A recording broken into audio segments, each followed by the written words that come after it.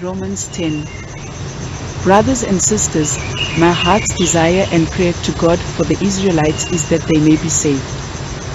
For I can testify about them that they are zealous for God, but their zeal is not based on knowledge. Since they did not know the righteousness of God and sought to establish their own, they did not submit to God's righteousness.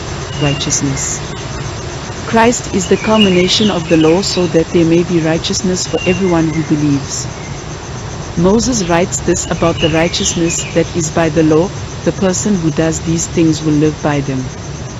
But the righteousness that is by faith says, do not say in your heart, who will ascend into heaven.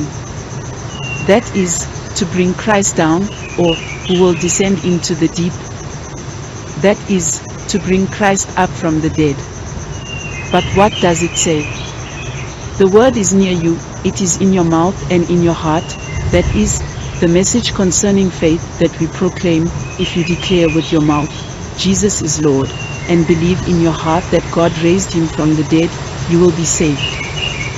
For it is with your heart that you believe and are justified, and it is with your mouth that you profess your faith and are saved. As Scripture says, anyone who believes in him will never be put to shame.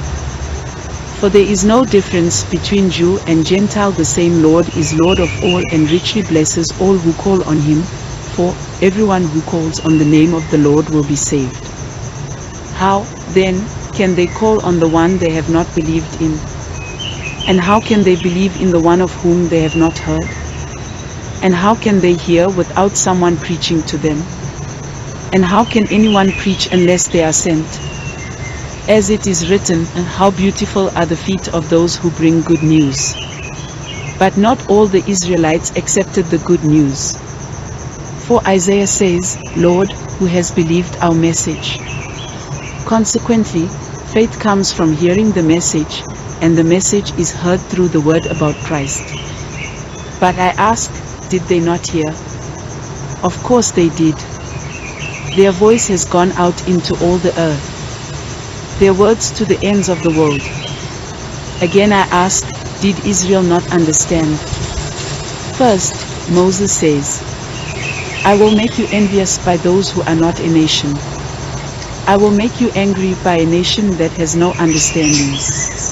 And Isaiah boldly says, I was found by those who did not seek me.